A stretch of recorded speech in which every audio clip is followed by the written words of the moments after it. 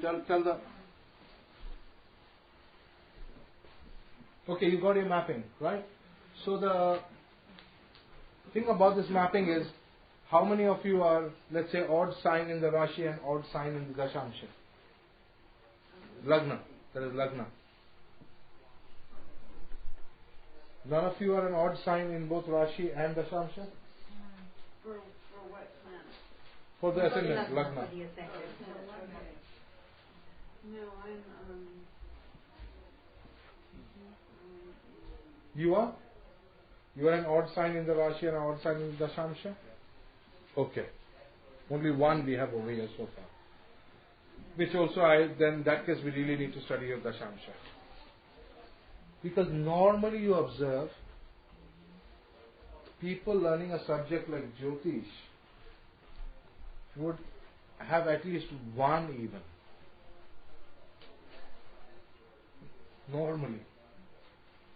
So we need to study your Dasamsa in more detail to see how accurate the Lagna is. We'll get to know by the end of this class. I just want to ask something. Suppose you have a planet which is say at 16 degrees 43 minutes, which means it's on the 17th degree. So then it would be counted as a 6th Dashaamsha, right? Because yeah, it's 15 to 18. Yes, between 15 to 18. Yeah, so that is the 6th Dashaamsha. Yeah. Right, that's it. Good. Ask me your questions. Okay. Now, can you tell me, next step, check your dasha. Which dasha are you running? You all know what dasha you are running, right? Yeah. Right. Check the planet in your Dasamsa or sign and the Dasamsa. Are both odd or both even or odd and even or even and odd? I want to know about your dasha that you are running. Okay, I'll start from let us say Savani. You're running Jupiter Dasha, right? According to Vimshottari. So Vimshottari is Jupiter Dasha. So Jupiter is in an odd sign. And in Dasamsa? I haven't done it. Oh, you haven't no, done? Because what I'm getting here is very different from what I get in Jehora. So I'm thinking, is my maths wrong or what am I doing? Okay, let's hear Jupiter's degree. Jupiter is 19 degrees something, so which means it should be in the 7th Dashaamsha, right. From Aquarius itself, because that's odd sign. So that should be in Leo, right? Right. Oh yeah, that's okay. Yeah, right. I was having problem with my moon and Mercury. It's different from what it is in Jehora. Okay, we'll do the degrees and then we'll... Okay, so you are on the Jupiter Dasha, and Jupiter is in an odd sign and an odd Dasamsa. Whereas your Lagna is an even sign, and what's the Dasamsa Lagna? Odd. Odd sign. So it is showing a transformation over there. Your Lagna itself is showing a transformation, right? That you are going to transform to one who is total even to one who is odd. That means a more odd energy must come into you. The transformation is required for you to succeed in your career or professional world. If there is a change in your Lagna from odd to even or even to odd, there is a demand for transformation. If you don't transform, you will not succeed in your career. So what is it telling her? It's telling her that you got to transform into a different being when you go to work. What you are, when that goes to work, it is not fitting. So Sarbani must become Sara. No, Sara must become Sarbani when she goes to work or whatever. Actually, I realized this throughout my work life, right up to 2000, where I would take up a lot of assignments wherever I was working. Because they were for people's groups and people's communities, and I thought I should do it free for them because they wanted my service, because it's for a cause, and they were human rights groups or environment groups, and they didn't have money. So I thought I should do it, and then eventually I realized I was completely without any income because I was doing only that, and I realized I just had to change. Good. So you see, if it is an even sign in the Rashi chart and an odd sign in the Dasamsa. The first thing that you need to tell the person, you jolly well change your focus from doing just dharma to being a bit more self-focused. What are you getting out of it? If you are not going to get anything out of it, don't do it. Well, when are they supposed to do the change, or when do you predict the change? The changeover will normally happen during the dasha of a planet in the Dashaamsha, Lagna, or the Lord of the Dashaamsha Lagna. Who else can bring about that transformation? Nobody else can do it. Either the Lord of the Dashaamsha Lagna or a planet in the Dashaamsha Lagna is going to bring about that transformation and that experience for you to change, telling you, hey, don't do this. Okay? So she's got Jupiter in the Lagna. So during Jupiter Dasha, she will have such powerful experiences which will telling her that the way you are at home has to be completely different from you in office. If that doesn't happen, your work life is going to suffer. I actually had to give up that notion of dharma to the self. That no more of that free because it's people's group or something. Because then suddenly you're without money at all. Whatever concepts you have. It's It's more about, see, when I said dharma, okay, like she talked of free, that's one concept. Somebody could have some other concepts about duty, you know. There could be very different concepts about duty. Like my Lagna is an even sign in the Rashi and an even sign in the Dashaamsha. So, what I am at home, what I am is the same. My basic concept is more like an NGO concept, things like that, which is fine. But the Dasha is different. I am under Mercury Dasha, and Mercury is an odd sign in the Rashi chart and an odd sign in the Dashaamsha. So Mercury is telling me, hey, you keep thinking like that NGO, free, give up, this thing stuff, the whole thing is going to crash on your face. It is the Dasha which is hitting me. If that is not, you see, in my case, I have the Rashi and my Dashaamsha in one direction. But my Dasha, my present time, is telling, you want to live for this day, you got to do what I say. So you see, the second level of thinking, the second level of thinking is the Dasha that you are running now. So the question is the planet in harmony with you or not in harmony with you? Am I being understood? I am seeing at a Dasha in a completely different way. I am not taking lordship, I am not taking anything. I am just comparing me as an individual to a planet stalking something. Right. Let's say you try. What's your Lagna in the Rashi and Dashaamsha? It's odd to even. Odd to even. Transformation from self-focus to giving more, to being more duty-bound. I mean, there are things like there must be an aspect of you which is more just duty-focused. That is what the Lagna is demanding. Okay, now what is Dasha you're running? Now actually at the end of Jupiter, so... Where are the end of Jupiter? Jupiter in Rashi and Dasamsa?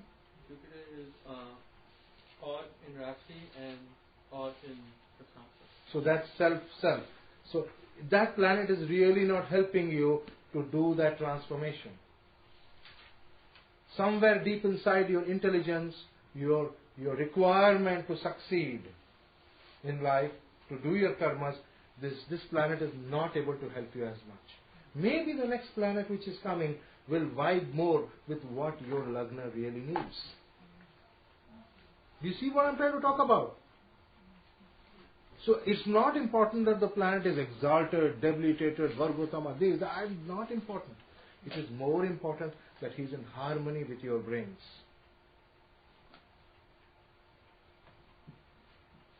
You see, this basic level of compatibility of a planet with the Dashaamsha must be done to understand how the Dasha is going to be. So during my entire Mercury Dasha, Mercury is going to constantly hit me with his thing saying, hey, either you become selfish or I'm going to hit you again. He's going to keep hitting me. See the point? He's going to do that. Because that is what his way of teaching, what he wants me to change. Do you get the point? So there are two separate levels at which we are going to see the changes as far as this is concerned. Gail, did you get it? Mm-hmm. Okay, so we will proceed to the next concept. Attitudes and abilities. Planets in fire signs give pronounced natural abilities. Natural abilities. Mercury in fire sign could become a writer, an author, things like that. While those in water signs are called Brahman Rashis, give abilities that are acquired after study, Brahmana Rashi. Study means study under a teacher. So when you have a planet in a water sign, you need to look for a teacher, good teacher. This we are talking of in Dasamsa. These are the planets in Dasamsha, not planets in Rashi. Yeah, planets in D10. The planets in Dasamsa. We are talking of planets in Dasamsa. Because these are skills that you need to do a work or a career. Planets in air signs give skills after study and practice. Just by going to school, you can't become an expert. There are some people who can become experts in Jyotish just by reading books. There are some people who need to go to a teacher and attend a class with Sanjay. Right? Then there are those who need to not only go to school and attend a class with Sanjay, but also need apprenticeship. To sit with him and see how is he doing readings, what is he doing. Okay, then they take up some charts and try out one or two, and then with practice they become experts. Then there are those who, after doing all that, yet have to work for years and years and years before they actually get the skill. That is the earth signs, especially Capricorn.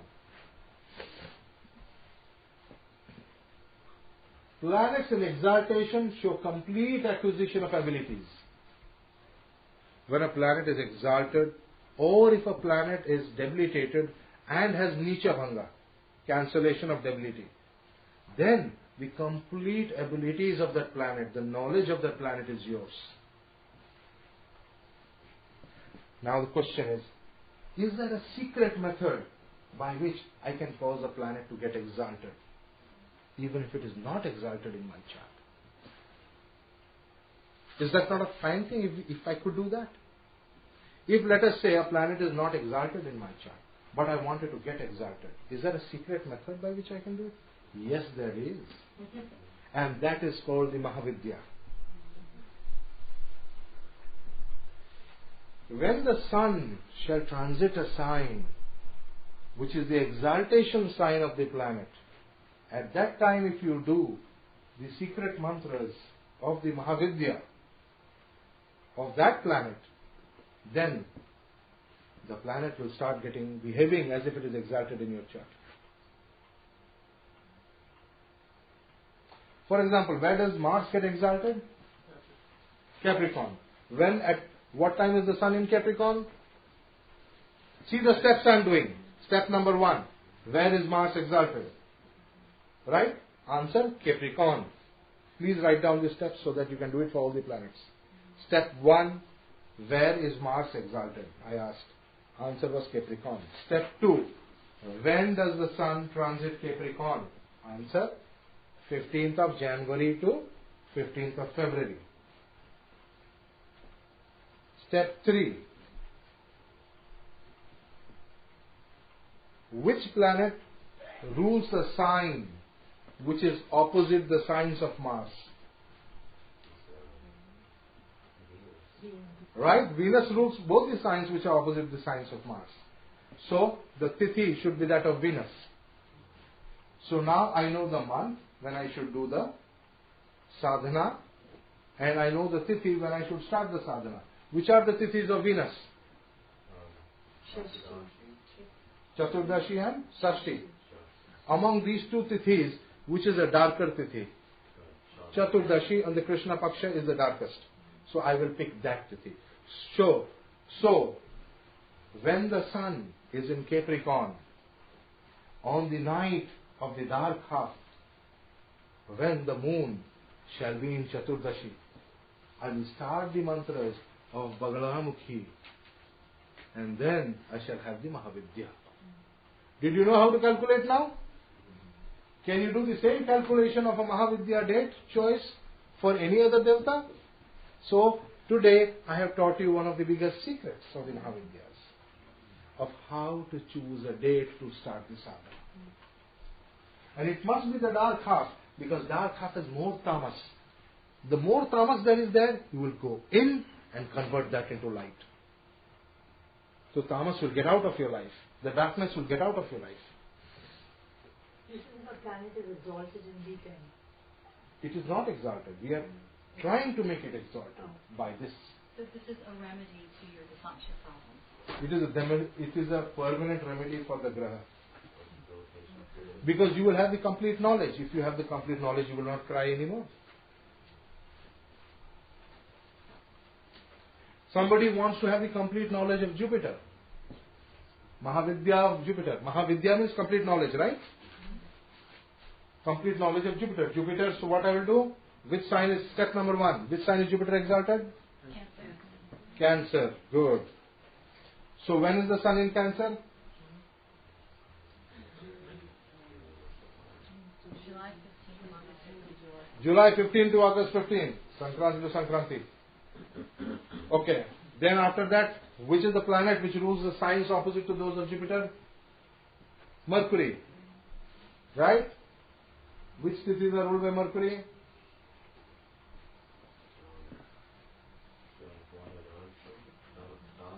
Dwadashi and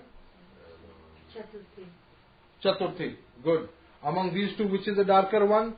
Dwadashi. So on Krishna Dwadashi, on the month when the sun shall be in Karka Rashi, you can start the Mahavidya of Ugratara. Am I being clearly understood?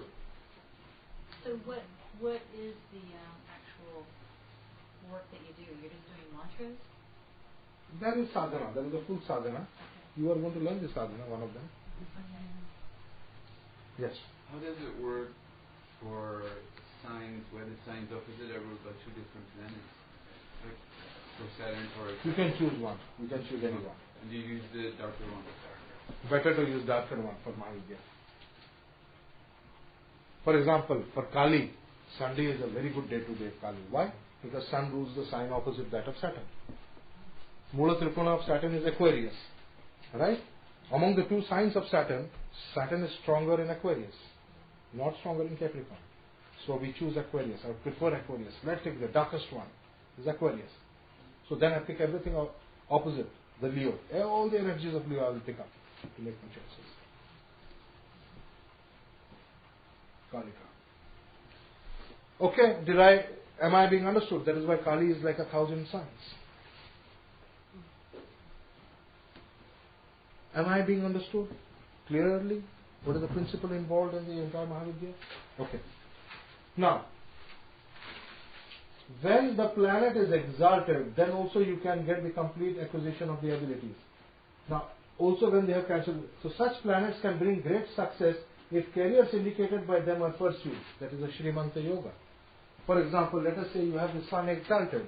You could be a very good politician, very good leader. If you have moon exalted, very good in hotel management, hotel thing, moon, anything related to the moon, you will be successful. Jupiter exalted, anything related to Jupiter, you will be successful.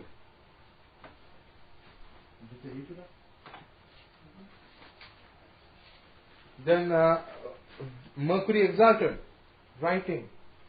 So I am now talking of two things. Earlier, I'm talking of science as well as the exaltation and the debilitation. Okay? And then, attitude depends on the houses occupied by the planets. The third thing, the houses. What we call changing. After blending these two factors, then we talk of changing attitudes. And the Lagna Lord, that is your intrinsic attitude. If your Lagna Lord is in the 9th house, for example. Why 9th is the house of boss, right? 9th is the house of father. But in the office, who is the father? It's your boss. So, you become your own boss. You want to be your own boss.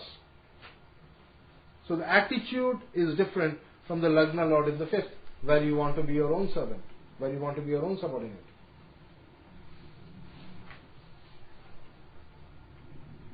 But there's a planet in the Lagna of the D10. Does that override the Lagna Lord? Or do you use both? No, Lagna Lord is you. The Lagna Lord is you. The planet in the Lagna is somebody else sitting on your head. There's a difference between the two. You see? Fifth Lord in Lagna, your juniors are always sitting on your head. Ninth Lord in Lagna, boss is on your head all the time. Seventh Lord in Lagna, spouse is on your head all the time. Lagna Lord in seventh, you are on the spouse's head all the time. See that? Who is on whose head? Think of it like that. It's always like that.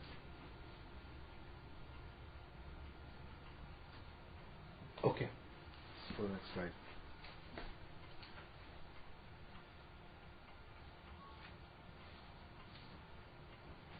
Okay. Now the houses of Dasamsa. This is interesting. Because when we talk of houses, the most important house is called Karya Bhava, or the action house, which is every Varga chart, every D chart has called Karya Bhava. That is the most important house of the divisional chart. In the Navamsha, which is the most important house? Navamsha is 10th house most important. Navamsha is 7th house or 9th house. Right? If we are looking at Navamsha for spouses, the 7th house becomes the Karya Bhava. If I am looking at Navamsha for my dharma, my abilities, my duties, my spirituality, it is 9th house. So Navamsha has two Karya Bhavas. Daśāṁśa, the 10th house is the Karya Bhava. Everything is focused on the 10th house. 10th house becomes supremely important. The Karaka for the 10th house. There are 4 Karakas for 10th house. Mercury is the Karaka of what? What does Mercury indicate in the 10th house? Skills. The skills. What else? The learning that you have. Skills that you have got naturally as well as those acquired. That you have been trained for. That's why Mercury is for training, learning. That's why it's a planet for learning. So by learning and training you can get skills. You can improve Mercury by training and learning. Sun. Sun is the boss. Sun is the king. He is the one who decides what work you will do. He is like the owner of the company who decides, okay, Freedom works here, Sanjay works here, this one works there, that one works there. He is the sun. Sun is the one who gives the job. The giver of the job is the sun. But the sun will give you a job based upon the skills that you have. Am I clear? If you don't have any skills for the organization, the sun cannot give you the job. So the primary Karaka is Mercury. So therefore the first and the most important significator is Mercury. And that is why your skills and your abilities are very important. Then comes the sun, which based upon your skills and abilities is giving you the job. Then comes Saturn, which shows you doing the job. Saturn is your labor. It is your effort. It is you doing the job. How much effort are you putting, or are you sleeping in office? Are you playing video games when you should be writing your stuff? Are you doing Jyotish in office? You know, those things. Saturn. It's a focus. How hard are you working? How much are you focused? How do you work? Then Jupiter, the fruits of the work. Whether the fruits are good or bad. Tasteful, distasteful, poisonous. You are getting a gold medal. You are getting a promotion because of this work. What is it that you are getting because of the work? That Jupiter will decide. So that is the order of the significators. Mercury, Sun, Saturn, Jupiter. And you now understand why that order is given. Clear?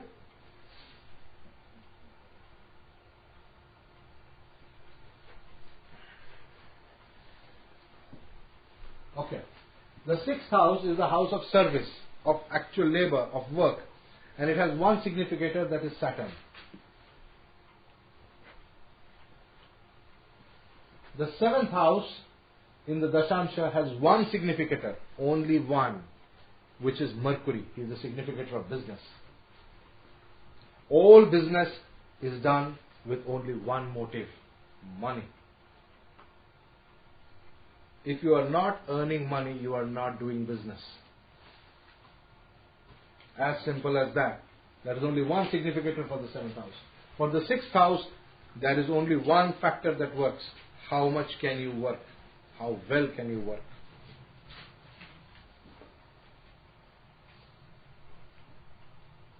How dedicated are you to your work? See my point? Work is the focus. 6th house. So basically, in the Dasamsa, Saturn and Mercury are in battle. You can see carefully. The real battle is between Saturn and Mercury. Saturn would like everybody in this world to be doing service, whereas Mercury would like everybody in this world to be doing business. Okay? And the battle is between the 6th house and the 7th house. And one of the two you have to choose.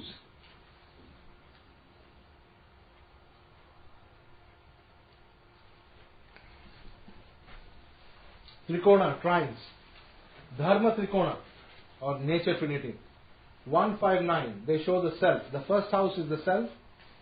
5th house is the subordinates. And the 9th is the boss. It is called the lineage trine. It is called the lineage trine. The father, self and the son. The same concept is extended to the self, the boss, self and the junior or the subordinate. Artha Trikona. Artha Trikona are the houses called the status trinity. They are the 10, 2 and 6. 10th house is the work. Your status is based upon what are you working as. For example, there are many people who work in the White House, and there is no doubt that the status of the president is the highest. Do you agree on that? That is because what he is doing is different from what somebody else is doing in the same place. What you are doing decides your status. That is the 10th house. 2nd house is the resources that are available for what you are doing. Whereas 6th house is your assistance.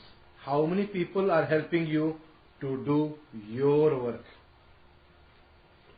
It is basically your work, but other people are helping you. There is a difference between 5th house and 6th house. Can you see that over there?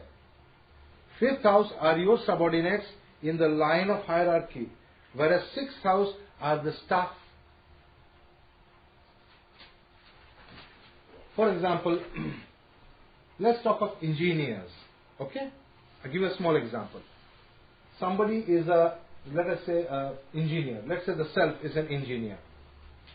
Senior engineer. Say I am a senior engineer working in a company.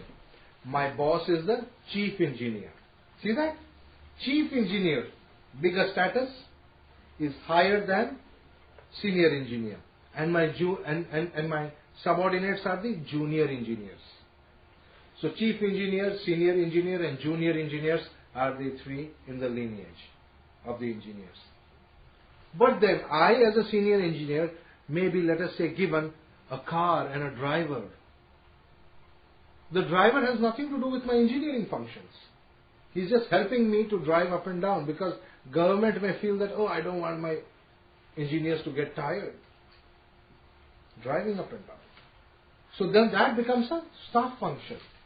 They are helping me in my work, but they are not doing my work. Do you see the difference between a 6th house and a 5th house? Like for example, I could be given somebody to do my typing. So I could be making dictations, they could take down notes and go and type it out for me. That is again a staff function, because I am supposed to type it, somebody else is only helping me type it. That's a staff function. That's the 6th house. So if Lagna Lord goes to the 6th house in a D10, the person is very good in staff function. If the Lagna Lord is in the 5th house, that means it's a part of the 159 trine. The person is not good in staff functions. Am I being clearly understood? Somebody says, I'd like to learn typing. Do you think I can learn typing and become a good stenographer and maybe an assistant or this like that? Like Amrita, you do that, right? You have a very good staff function in one of the top banks. Now for that, your 6th house in the D10 has to be what is giving you that job.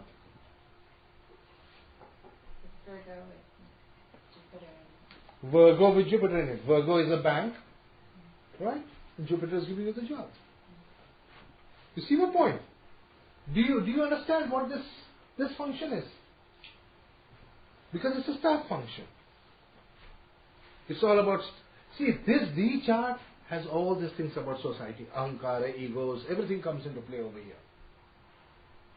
You've got to be very careful and dispassionate if you want to succeed. Then comes Kama Trikona. Kama Trikona is the desire trinity. Because business is based upon desire. If you don't have a strong desire, you can't do business. Businessmen don't get moksha. I'll be clear on that. Because the focus is so much on money, it's impossible for them to dissociate between money and be purely to spirituality. Okay? 7th is the house of business, per se. 11th is the house of gains and profit. 3rd is the houses where you have agreements. You sign your agreements. So for businessmen, these 3 houses become crucial. 7, 3 and 11. You must look at these houses, 7, 11 and 3 in a businessman's chart. Look at the 7th house very carefully. The 11th house, how much is he business focused or gains focused? Not only businessmen, people who are working as independent professionals, like consultants, like why as a Jyotishi when I'm seeing somebody's horoscope. At that point of time, I am in this trine, Kama Trikona. Independent consultants, doctors who are practicing privately, not like employed in a hospital. The moment they are employed in a hospital, they come into this. But the moment they are working independently, it comes over here. So you've got to be very careful which houses to look at. Moksha Trikona, this is the spiritual trinity. 4th house is the office, the place where you are working, the physical place. You can describe somebody's office. You can tell them what kind of a room they have, which direction the desk is facing, things like that, based upon the Moksha Trikona, 4th house. Your retirement is the 8th house. What is retirement all about? I am not going to work anymore, I've made enough. It is the 8th house is the 11th house called Hara Bhava. 11th is Hara of the 10th house, where your work finishes. You got enough. You don't need to work more. So you can retire. 12th house is the house of journeys as well as losses for businessmen. So you've got to be, in a positive sense, it's a journey. In a negative sense, it can be a loss.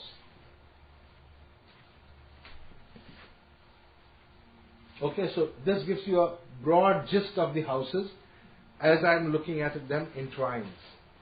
Okay? Is this why you said before that sales and marketing is the 12th house? Because salesmen have to go travel to your clients. That's right. And then marketing is always just a loss out of your business. Because there's an expense that you may never get a return. You may never get a return of. Okay. And it's all about giving. Marketing people are always trying to give something. Have you seen? Take it, take it, take it. The attitude is all giving. You got to take it. This is so important for you. This is must for you. Take it. It's giving. It's the 12th house.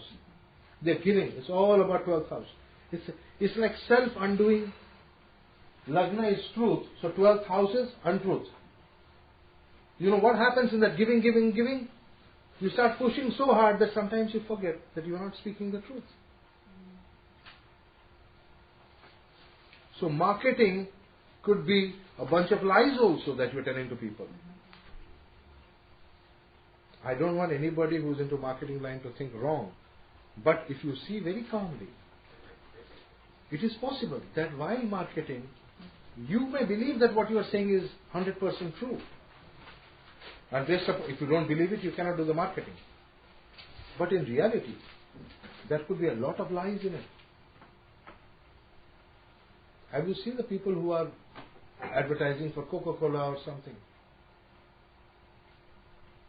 I mean, you can see the lies that are printed over there. But that is marketing. That is all about it. Otherwise, why do you need to market it? Nobody has to market milk. Do you have to market milk? No, the world needs milk. They know it. Something good, you don't have to market. Okay. Eric Babu. Now, this is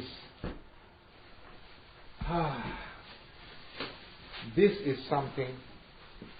I prepared this for you also that you will see how it is, because when you use these words, you will get to understand the houses better. These are the houses in the Daśāṁsha. The first house is your ideals, your principles. How high are your ideals? Your Lagna Lord will decide how high your ideals are. If the Lagna Lord is exalted, very idealistic. You have very high dreams. If the Lagna Lord gets debilitated, then ideals are zero.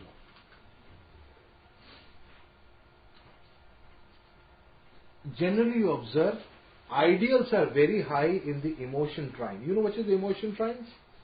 The water trines and the earth. Water-earth axis is very high in emotion or low in emotion. And when we talk of principles, it is fire and wind. Fire has a lot of principles. Wind has no principles. Emotions are very high in water. Ideals are very high in water. Ideals are very low in earth. So, not only are we talking of exaltation, debilitation, we are also talking of the nature of the sign. If the Lagna Lord is in water sign, the person could be very idealistic, but not very principled. Now, this is something which the Western psychiatrists or psychologists may not agree with me. According to them, those who are idealistic are also very principled. Or those who are principled are automatically idealistic. Which in our tradition is no. You can be very principled, but that doesn't mean that you are very idealistic. Because to be principled, you also have to be emotionless. I'll give you an example. There was a king called Raja Harishchandra. In the olden days, there was a king called King Harishchandra, Raja Harishchandra. Because of the curse of Vishwamitra, he fell under very bad days. Such bad days that the king had to become what they call a Chandala, that means one who looks after the burning huts, where people die, like a cemetery, where people die, then you are buried over here. There in India they are burnt. So he looks after the burning huts. His own son died. And when his wife came with the son's body to burn it, he refused to allow her to do that. Because as per the rules, the principles, he has to collect tax from her and then only allow her to burn the child in that cemetery.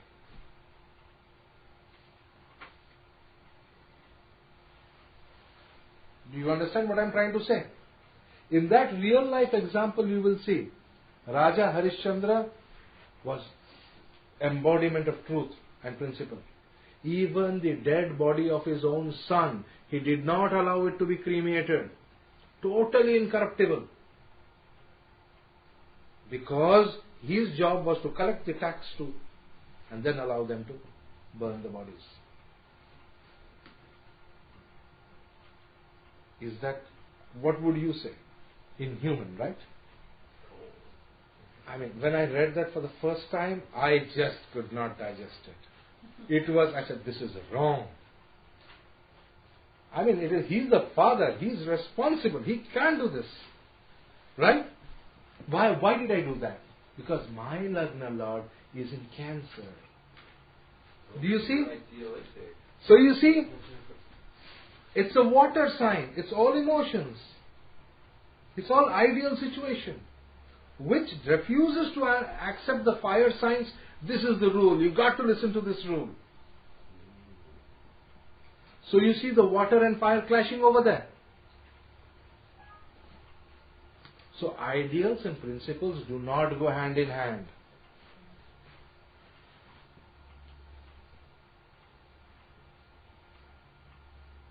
Did you understand the difference? Right. How much of ideal is there will depend upon Cancer and Capricorn. Cancer has the highest amount of ideals, Capricorn has the least amount of ideals. Aries has the highest amount of principles, Libra has the least amount of principles. Generally as a proportion. That's why Libra is superb for businessmen. Do you see the point? Okay. Now ideals and principles, it is what we are and it is our reputation at work. How good we are in our work. Are we experts? Do the people think that we are very good in our work? What do people think about our work?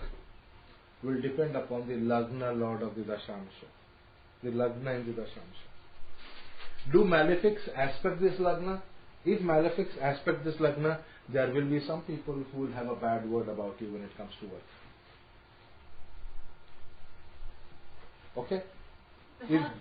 If benefics aspects the Lagna, there will be people who will have a lot of good word for you. Yeah. Now, I also thought your reputation at work was 10th from your widow Lagna in a Rasi chart. Do you use both? As I told you, Whitney Houston and I share the same Rasi chart. So I am trying to get a focus on the Dashaamsha. Okay. The idea is to really understand Dashaamsha, because Dashaamsha tells us the nitty-gritty of what's happening. The Rashi chart is me reacting to things. Not the world manifesting around me. This is the world I have no control over here. In Dashaamsha, I have no control. In Rashi, I have full control.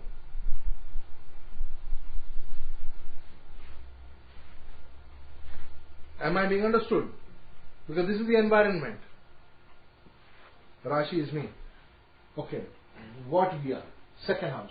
The second house is the wealth, the money, the resources that are available. It is what we own, our finances.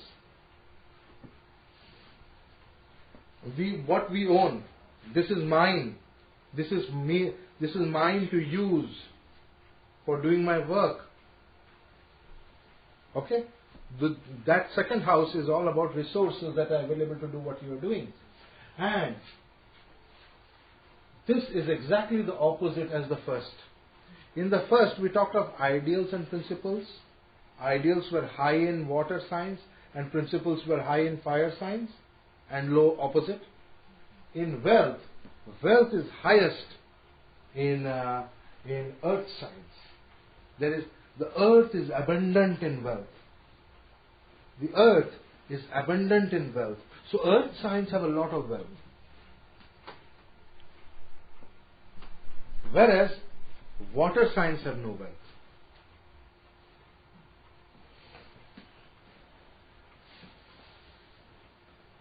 And when it comes to, when I say wealth, I am talking of really more material resources, right? There is a wealth of other resources also that are non-material, like people's wealth. Wealth of friends, wealth of opportunity. Right? The wealth of all that is very high in Libra. Opportunities galore in Libra, but are zero in Aries. Imagine trying to look for a job of, let's say, accountant with Queen Victoria, with the Queen of England. How many accountants do you think she can employ? Personally, how many? As compared to, let's say, New York, how many accountants do you think will be there in New York? Are you understanding the difference that I'm talking about? The opportunities galore in the marketplace, that is Libra. Where there is a bigger market, more opportunity will be there. It's Libra. Huge opportunity is there in Libra. Aries, top of a mountain, no opportunity. So, what we are talking in the second house is exactly opposite of what we are talking in the first house. For the second house, wind sign and earth signs are good. Wind signs is more opportunity. Earth signs is more money. Water signs is low in money. Am I being understood?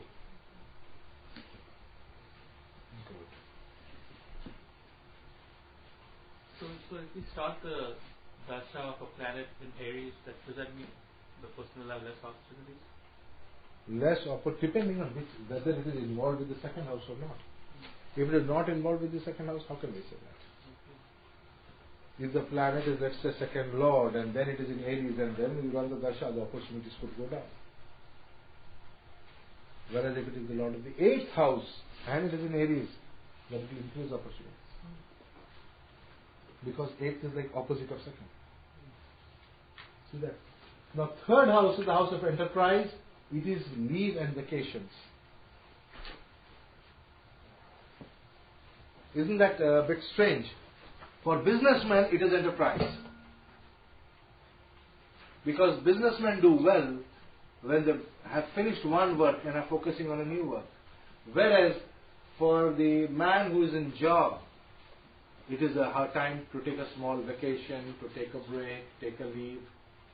Why is the 3rd house for small leave? Short journey. Why? Because it's a short journey, that's why it is for vacation, is it? No. It is 8th from the 8th. 8th is the house of retirement. So 8th from the 8th is retirement practice. That what will you do when you retire is what you practice, right? I want to go on a holiday, I want to go here, I want to go there. After you retire, you can do that all the time. So 3rd house is 8th from the 8th. That is why it is so. Okay. 4th house is the work environment or area. Where to work? Where shall I work? Should I work in India? Should I work here? Should I work there? Should I work inside a temple or should I work in a corporate office? Should I work in a place, in a house made of glass, or should I work in a house made of stone? Where should I work? That is all 4th house. All those questions are answered in the 4th house. For example, Jupiter in the 4th house. You can tell the person, ensure that you have a lot of wood in the place where you are working. The Sun in the 4th house. Try to work near a temple or a church. This is the place. Where are you working? Where to work from? Moon in the 4th house. It is better if you work at home. Or let's say 4th Lord in the 10th. Better to work at home. Like that.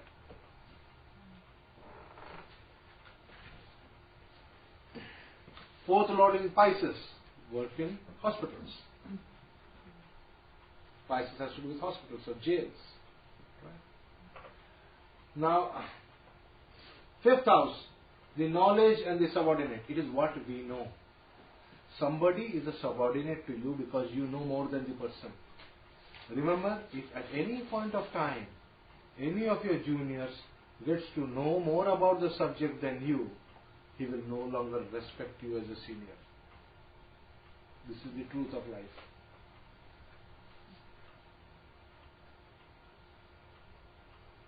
So 5th house is what you know. So that means if a planet is in the 5th house, you have an opportunity to get its knowledge. Let us say somebody has Sun in the 5th house. That means he can have very good knowledge about politics. Jupiter in the 5th house, Mantra Shastra, Vedas, Vedic knowledge. Jupiter is very good in 5th. Mercury in the 5th, Mimamsa, like that. Knowledge of every kind is seen from the planets, nature of the planets. Okay? Then subordinates are also seen in the 5th house. If you have too many malefic planets in the 5th house, you will have trouble from subordinates. If you have malefics in the 9th house, then you will have problems with the bosses.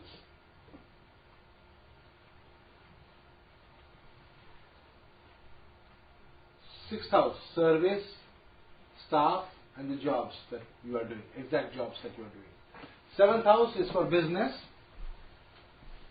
is for partner and for self-employment. Who to work with? Who is the person with whom I should work? Should I work with a man? Should I work with a woman? Should I work with a cow? Should I work with whom? Should I have a partnership? That is seen from the 7th house. You know, this knowledge we use in advising in India. Sometimes a businessman comes and says, my business is not doing well. I'm having partnership problems, this, that. I straight away know, oh, it's a 7th house problem. 7th house is also business, 7th house is also partnership. Then what do? I look at the 7th house in the Dasamsa. Is there a planet over there?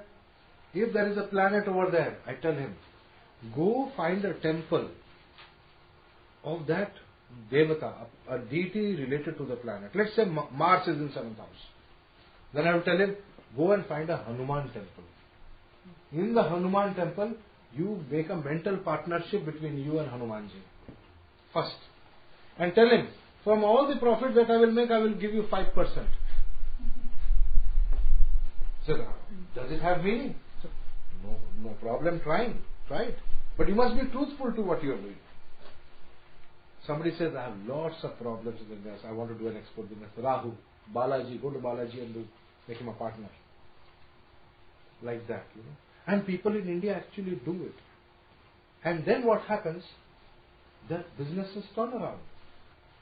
And they start making profit. And they make so much money. That is why the temple like Balaji, in South India, most of the people take Balaji as a partner.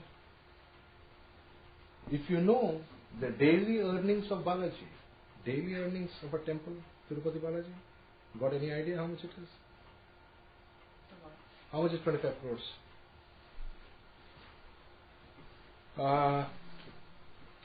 25 crores is about, it's a lot, 100 lakh. 100 lakh no hai? 250 lakhs.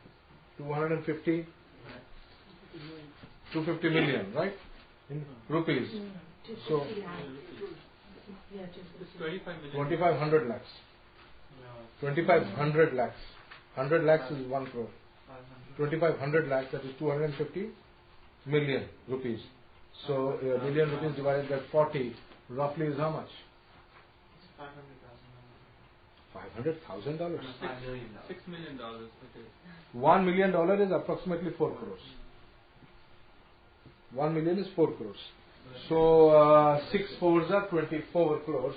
So roughly $6 to $7 million per day.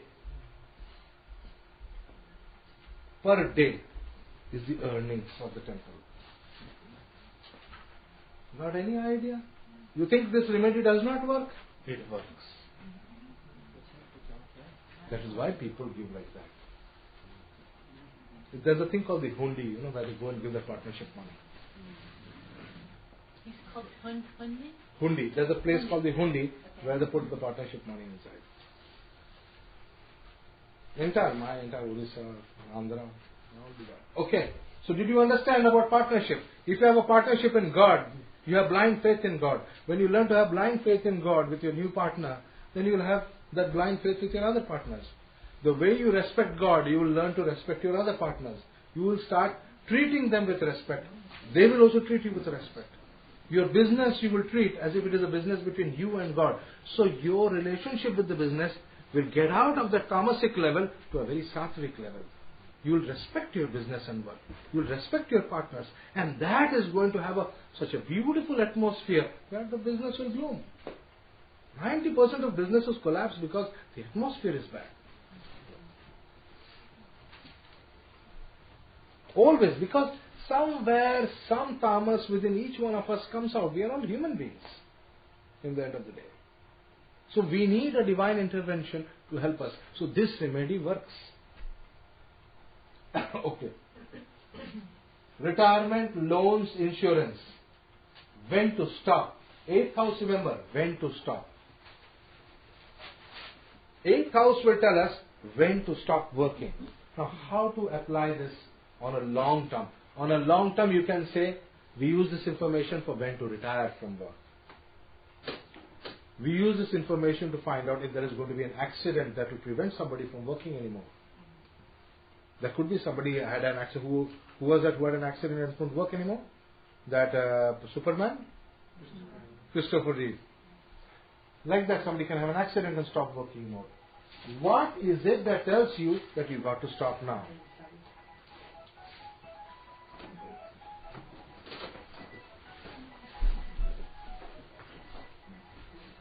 Right. So, the Lord of that house or the planets in that house will tell when to stop. Let us say, I have Venus ruling the 8th house in my Dashaamsha. Or somebody has Venus ruling the 8th house. The moment Venus-related problems crop up, you stop. It tells you, this is it, this is over. Am I being understood? When to stop working it is very important that you understand when to stop. If you don't learn when to stop, the punishment can be very harsh. Am I being understood? Let us say somebody has Venus in the 8th house in the Dasamsa. Let us say somebody has Mars in the 8th house in the Dasamsa. Mars is fighting debts. The moment you get into debts, the moment you start fighting and things like that, stop working. Don't work over there anymore. It's like the energy is telling you. It's like, all the dashas we are calculating. But if you just understand the stars, you don't have to do so much calculations. You can just understand this is there in the 8th house in this chart. This has happened. That means it's got to stop.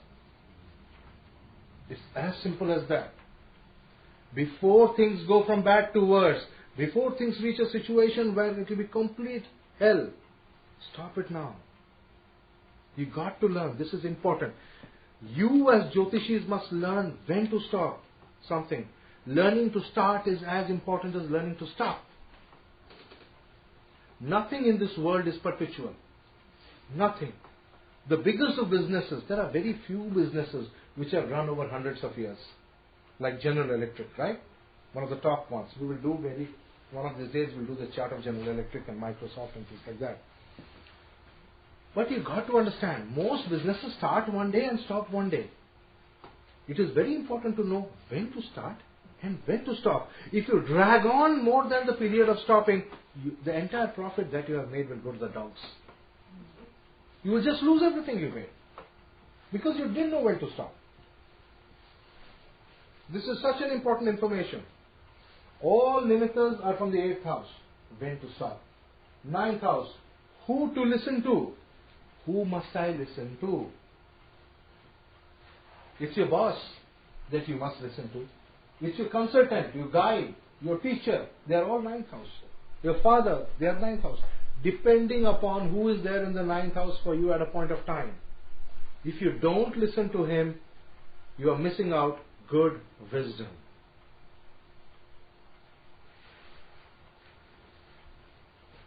10th house, status, success and the work.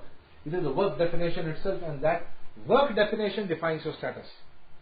What exact work are you doing? Are you deciding whether America is going to increase its outsourcing? If you are, then you must be the president. What decisions are you making? At what level is your decision making involved? That is your 10th house. That decides your 10th house. 11th house are your colleagues, your friends and your resources. This is who will support you. And these are your secret supporters. They will not openly support you. People who will openly support you are 5th house. People who will secretly support you are your 11th house. 11th house is a secret house, remember that. Just like your... Did you know that 11th house is a secret house? No? No. The 11th and 12th house are the secret houses. 5th house is those who support you openly. 11th house is those who support you secretly. 6th house is those who are inimical to you openly. 12th house is those who are inimical to you secretly. What about malefics in the 11th? Malefics in the 11th are your secret supporters. If you pray to them, they will become secret enemies to your secret enemies. Right? So they become your best friends really. There is nothing like having a Saturn or a Mars or a Rahu in the 11th house. Nothing like it, believe me. You know the power of those planets in the 11th house. I'll give you, you know how we calculate it? It's a very simple. My tradition has a very simple rule for everything. You count 3 from them. Like 11, 12, 1, right? 11th house, 12th house, first house. 1, 2, 3. So now we count 3 from there. Let us say Saturn. Saturn then, in the order of the planets, it comes Saturn, Rahu, and then Ketu. So if Saturn is in the 11th house, it is like Ketu in Lagna. It gives you the power of Ketu in Lagna. That means the brains of Ganesh. Okay? If Rahu is in the 11th house, it is Rahu, Ketu, Surya. If Rahu is in 11th house, the brains of the sun come to you. Because Lagna is brain when it comes to 11th house. Then let us say you have Ketu in the 11th house. Then it comes Ketu, Sun, Moon. So if Ketu is in the 11th house, it is highly beneficial. It is like the complete blessings of the beautiful moon on your first house. Okay? Let us see Mars in the 11th house. It becomes Mars, then Mercury, then Jupiter. Wow. Did you get my point? Why malefics in the 11th house are very good? This is the overall impact.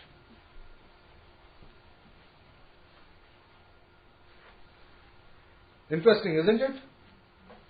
But do you only do this with the 11th house, or does it apply to planets in every house you go for? 11th house.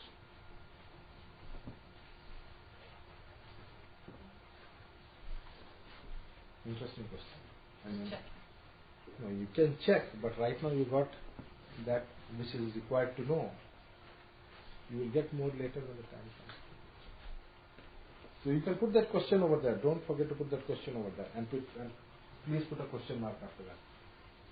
Okay? So now status, colleagues, friends, resources. You see that? The secret enemy to the secret enemy is your secret friend. The 11th house.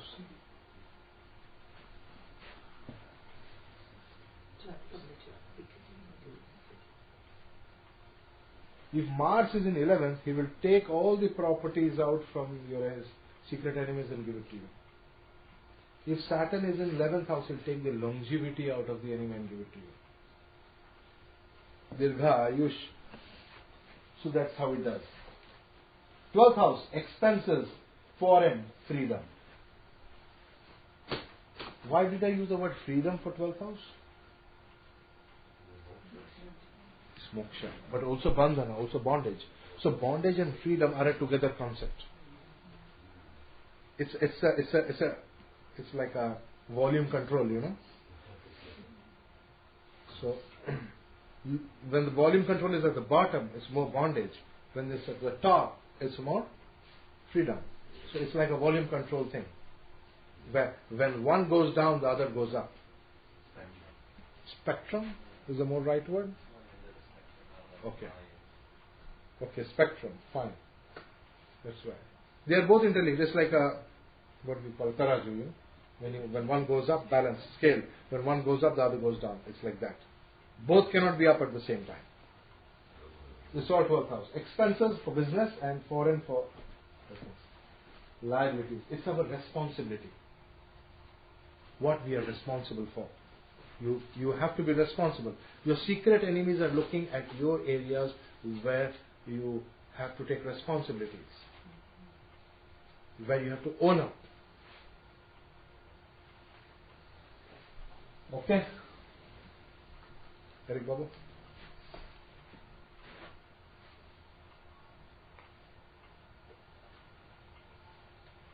We have time for lunch, right? What time do you want to break for lunch? What time is it? 12:30. What time do you have breakfast, Gail? I didn't have breakfast. Okay. I could guess. I could feel that you had breakfast very early or something, you know? Something like that. Yeah. So, okay, these are the houses for business. We'll just quickly go through these 2 slides and then we break for lunch. The first house is self, fame. Now, I have made 2 columns as you can see in this. The first column is the house itself, and the second column is the Lord of the house. There is a subtle difference sometimes, and you can see that. For example, the first house is self, fame, that which is bringing you your fame, that which is giving you a more self-focus. Whereas the Lord of that house has to do with the attitude to business or work and your motives behind what you are doing. The second house is for investment. Now these are houses for business. The houses for jobs or service is different. The same 12 houses will have a total different meaning for somebody who's in a job or in a career. Second house is investment, and the Lord of this second house will give the sources of investment. The third house is agreements, communication, and the Lord of the third house shows the short journeys and your transportation and things like that. The fourth house is seen for properties, the office where the business is located. Whereas the fourth house, the Lord of the fourth house is your personal secretary. Somebody you trust very closely, who knows not only your personal things but also your office things. Somebody very close. Somebody very crucial. Fourth house. That one person can make your life very good in the office or very miserable in office. Your happiness and little happinesses and sorrows that you get in the office will really depend upon that personal secretary. The fifth house, all employees. In a business chart, all employees come in the fifth house. The Lord of the fifth house will show your immediate subordinates, the one you interact with on a day-to-day basis. You know? The sixth house are all the staff functions that are involved. Whereas the Lord of the sixth house are the enemies that are causing damage to the business. You see, the staff and the enemies are opposite. The sixth house and the sixth Lord are opposite things altogether. The sixth Lord is the problem, not the sixth house. Am I clear in this? Yeah, in a plasma chart I did for a job I went to work for, I looked in the D10 and he had Rahu in Scorpio. And I said, this guy, his employees are stealing from him.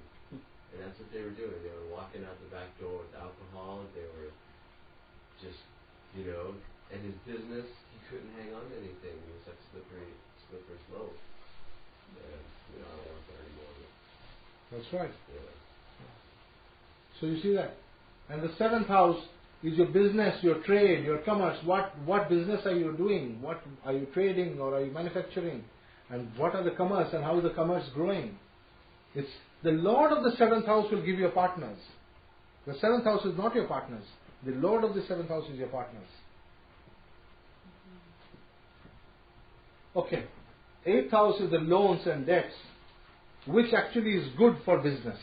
If you are getting a huge loan for your business, you are a big businessman. The business is doing very well. If you get $1 billion, it's a huge business. $10 billion, even bigger business. See, the status of the business, from the house of business. Which is the house of business? Seventh house. Eighth house is second, right? So the larger the loan, the bigger the business. Am I being understood? Eighth house is second from the seventh. So big loan is good for big business. Small loan is good for small business. So loans are very important. The eighth house must be highly beneficial for a person who is getting into business. If the eighth house is not beneficial, don't get into business. The decision to get into business or not to get into business is really not based on seventh house. It's based upon the eighth house. If you have a good eighth house, get into business. No problems. You will always get out of it also without killing yourself. If eighth house is bad and you got into business, you had it. Okay? Now the Lord of the eighth house, unforeseen troubles, your insurance claims. Ninth house is the government laws, international, the world. You are looking at business from a world perspective. Like let's say, we're talking about Microsoft. Microsoft is not a tiny, miny business selling cheese in some Switzerland or something like that. It is something, it's huge, right? It's going across the world. It is contacting and touching the lives of people all over the world. It is touching governments. It is touching major decision makers everywhere. Something like that must have. The person, Gates, we need to see the 9th house in the chart of Bill Gates. Do you agree on that? Do you understand what I'm trying to say? You want to become Bill Gates? Look at your 9th house. If you want to become that big in business, the house of bigness is a lot of world is 9th house. It's also consultants, advisors, guides. Okay, 10th house is the chairman and the leaders, those whom you tend to imbibe, those whom you are copying, your ideals. Have a picture of this person or the planet. If there's a planet in the 10th house, then a picture of that deity of that planet in your workplace. Then your workplace will always succeed. You remove that picture, maybe your chairman will walk out. You see the point? 11th house is gains and profit, 12th house is expended losses. This is easy. This is the same for normal. Okay, next slide. Now, house significations for jobs. You can see the first house is almost the same. Self, fame, attitude to work and motives. Right? The second house here is only resources, but the lord of the second house is group. You see, this is where the difference is. Which group do you belong to? Do you belong to Saturn group? Do you belong to Mars group in your office? Which group do you belong to? You know there are groups in big offices, there are many groups, right? There's a lot of groupism, whether you like it or not. What we call the grapevine. And these groups are very important pressure groups. So which group do you belong to? How can you ensure that your group working is good? That is from second house. If the second lord is weak, debilitated, marana karaka, then you don't want to belong to any group. And then you will have problems from groups also. Other groups will start doubting your intentions. Hey man, what's he thinking? He thinks he's too big shot, he can't sit with us. But when you sit with a certain group, those group members protect you from the members of the other groups. Because the groups tend to become hostile towards each other and yet friendly to each other. I mean, there is a strange interaction among groups. What we call group dynamics. Third house is the house for journeys. And your third lord, third house, leave, holidays. Fourth house is exactly office only. There's no property. It's office. And of course, personal secretary. Fifth house is seen for promotions and power. And the fifth lord for juniors and your subordinate. Because promotion becomes an important factor as far as service and career is concerned. And the stronger the fifth house, the higher promotion, the more power you wield as you go up. Sixth house is staff functions. And sixth lord is staff support. If the sixth lord is involved in Viparita Raj Yoga or things like that, your staff will support you like anything. I mean, really, a sixth lord can make a lot of difference in your chart and work. The seventh house has to do with colleagues, and the seventh lord PR at work. If there are malefic planets in the seventh house, you will have hostile colleagues. You will have hostility in office for reasons you can't understand. Somebody could simply be jealous of your shoes, and you can't do anything about it. Okay? And the seventh lord will show how is your PR at work. If the seventh PR, public relationship. If the seventh lord is a planet like Mercury, you will always be pleasing, Soumya, always trying to please everybody. If it is Jupiter, you will be giving a lot of wisdom, a lot of goodness into the office. If the seventh lord is Mars, you are always challenging everybody in the office. Seventh Lord Saturn. You are always criticizing everybody in office. How are you for the organization will depend upon your seventh Lord and not Lagna Lord. If you have malefic planet who is the Lord of the seventh house, I'm talking Lord, especially Lord, your PR at work is very bad.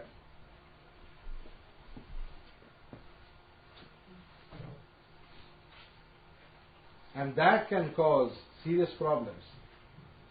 If a malefic is in the seventh house, then other people are attacking you. See, there are two separate issues involved. Seventh Lord and seventh house. Okay? Eighth house, retirement, job loss. Eighth Lord, unforeseen troubles. The ninth house is the boss, no doubt on that. Ninth Lord is advisors, guides. Suddenly you have a godfather in office. Some other department helps you. 10th house is the company itself. 10th Lord is your personal success in the company. To what extent are you really comfortable in that company?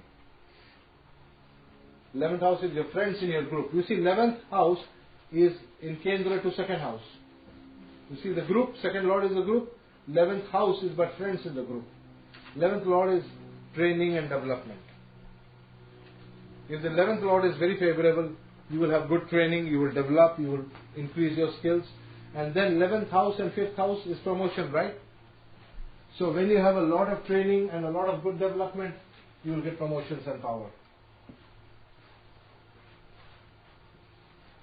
12th house is secret enemies in the group, and 12th Lord is mistakes and your inability. What if you have benefics in the 12th house? If you have benefics in the 12th house, then it is possible, depending upon the situation. It can mean that your secret enemies will soften, calm down, give up. They will not pursue you. And it can also mean that you are not... Generally, benefics in the 12th house is a big blessing. A single benefic planet in the 12th house is a huge blessing. It can completely remove secret enemies. People who have a wrong feeling about you, you could change them completely if you have a benefic in the 12th house. If you have a malefic in the 12th house, it can become terrible. Very powerful secret enemies. Okay. Time to break for lunch. And we meet in 1 hour's time. Okay? Because we have a long way to go. 1 hour should be sufficient, right, for lunch? Okay.